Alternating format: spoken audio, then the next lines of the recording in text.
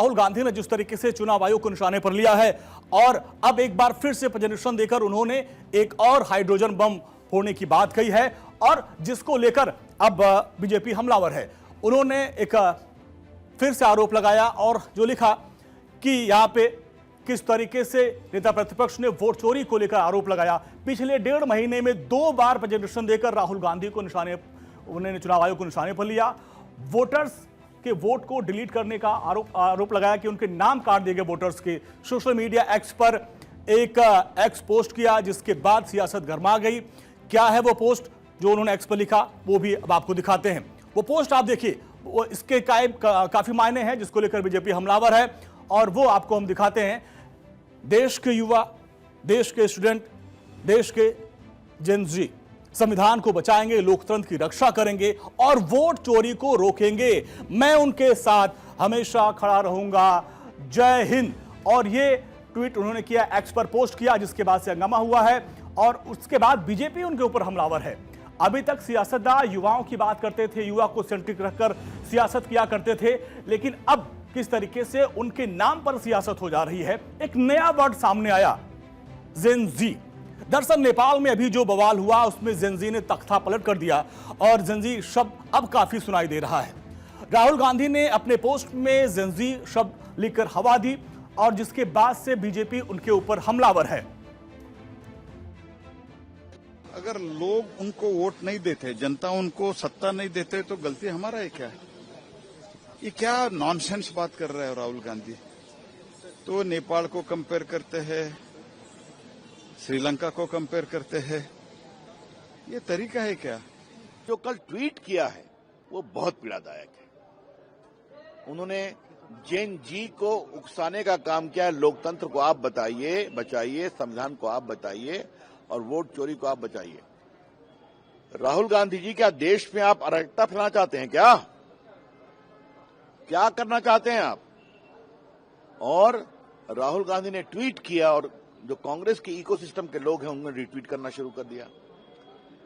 जेन जी के नाम पर देश में राहुल गांधी अराजकता फैलाना चाहते हैं और लोकतंत्र को कमजोर करना चाहते हैं। अब तो उन्होंने अपने अर्बन माओइस्ट होने का सबूत ही दे दिया।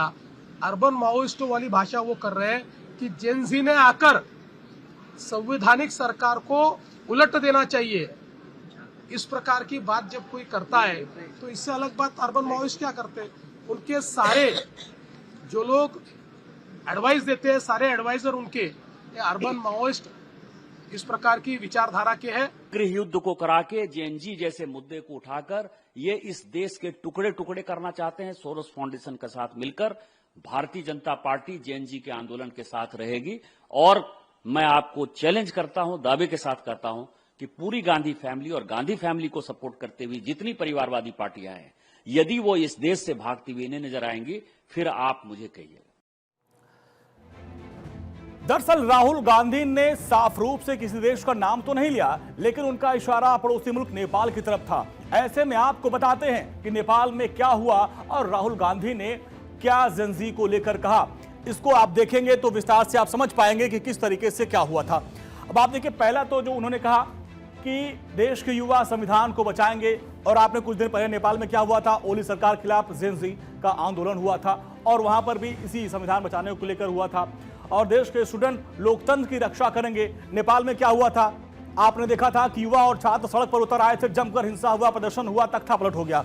राहुल ने फिर अगली लाइन लिखी कि देश के जेन जी वोट चोरी को रोकेंगे। नेपाल में क्या हुआ था, तख्ता पलट हुआ, संसद को जला दिया गया, कई मंत्रियों को दौड़ा दौड़ाकर मारा गया। इसलिए बीजेपी उनके ऊपर यहां पे बवाल कराने का आरोप, हिंसा फैलाने का आरोप लगा रही है। तो इस तरीके से हालांकि कोई नाम राहुल गांधी ने नहीं लिया, लेकिन उसके मायने क्या है हम आपको कंपैरिजन करके दिखा रहे हैं कि जो उन्होंने कहा और नेपाल में क्या हुआ, इसको आप बेहतर तरीके से समझ पा रहे होंगे। तो आप देखिए, देश के युवा जिन्होंने ओली सरकार के खिलाफ संविधान को बचाने वाली बात कही थी, आंदोलन हुआ।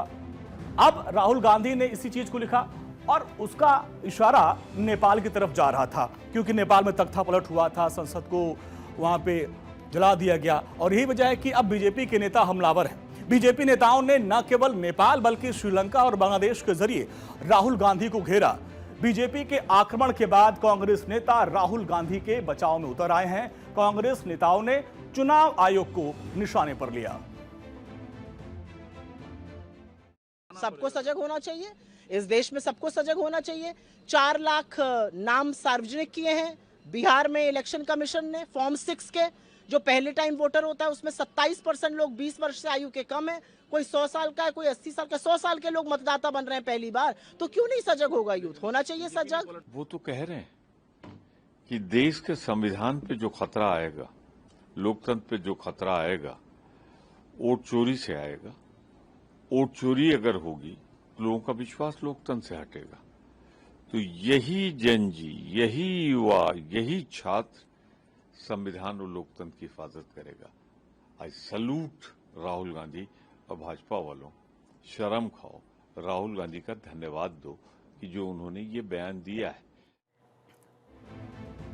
दरअसल राहुल गांधी ने एक दिन पहले यानी गुरुवार को चुनाव आयोग को निशाने पर लिया था। चुनाव आयोग ने आरोप लगाया कि कर्नाटक में वोटर्स के नाम काटने की कोशिश की गई, जिस पर चुनाव आयोग तरफ से कहा गया कि किसी वोटर्स का नाम ऑनलाइन डिलीट हो ही नहीं सकता। इस पूरे मामले पर केंद्रीय मंत्री किरण रिजिजू ने राहुल गांधी पर हमला किया और कहा कि पाकिस्तान जो नैरेटिव बनाता है वही नैरेटिव राहुल गांधी और उनकी टीम गढ़ती है। Whatever the narratives Pakistan creates, same narrative is propounded by Rahul Gandhi and his company here in India. So we have realized in last so many years, whatever Rahul Gandhi and his left group speaks about and tries to create a narrative in India, same thing is found to be used by the anti-Indian groups and the elements in Pakistan. So that similarity we have found over the years. Nepal में हिंसक प्रदर्शन के बाद जेन जी शब्द खूब सुनने को मिल रहा है। ऐसे में आपका जानना जरूरी है कि जेन जी किसको कहते हैं, कौन है। अब आप जानिए, जेन जी का मतलब है जनरेशन जेड। 1997 से 2012 के बीच जो लोग युवा जन्म है उनको ये कहा जाता है। बचपन से इंटरनेट, सोशल मीडिया, स्मार्टफोन के लोग संपर्क में रहते हैं। सूचना प्रौद्योगिकी और सोशल मीडिया उनका व्यवहार है। भारत में जेन जी की बात करें तो करीब 38 करोड़ युवा है। भारत में जेन जी की आबादी 30% के करीब है और जेन जी का जो मुद्दा है वो काफी इस वक्त गर्म है। कांग्रेस और बीजेपी आमने सामने है और इन सब के बीच राहुल गांधी ने एक बार फिर से चुनाव आयोग पर करारा हमला बोला है। राहुल गांधी ने अपने प्रेजेंटेशन के वीडियो का कुछ पार्ट जारी किया। 37 सेकेंड के इस वीडियो में राहुल गांधी ने चुनाव आयोग पर आरोप लगाए और सोशल मीडिया पर, एक्स पर उन्होंने फिर पोस्ट किया और लिखा, सुबह 4 बजे उठो। ये देखिए क्या लिखा, उसको अगर आप देखिए, सुबह 4 बजे उठो, 36 सेकेंड में 2 वोटर मिटाओ और फिर सो जाओ।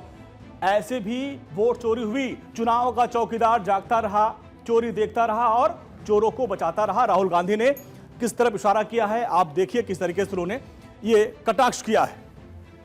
तो इसको लेकर जो अब सियासत हो रही है, राहुल गांधी की यह टिप्पणी वोट चोरी के मुद्दे पर अपने हमले को तेज करने की एक दिन बाद आई है, जिसमें उन्होंने मुख्य चुनाव आयुक्त ज्ञानेश कुमार पर लोकतंत्र को नष्ट करने वालों को उनकी रक्षा करने का आरोप लगाया था।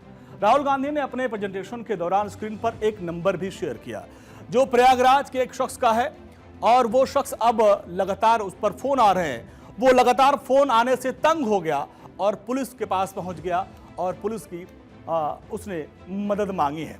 दरअसल 7 अगस्त को भी राहुल गांधी ने प्रेजेंटेशन के जरिए चुनाव आयोग पर हमला किया था।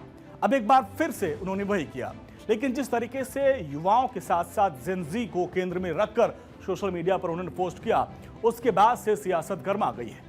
उसके बाद बीजेपी हमलावर है।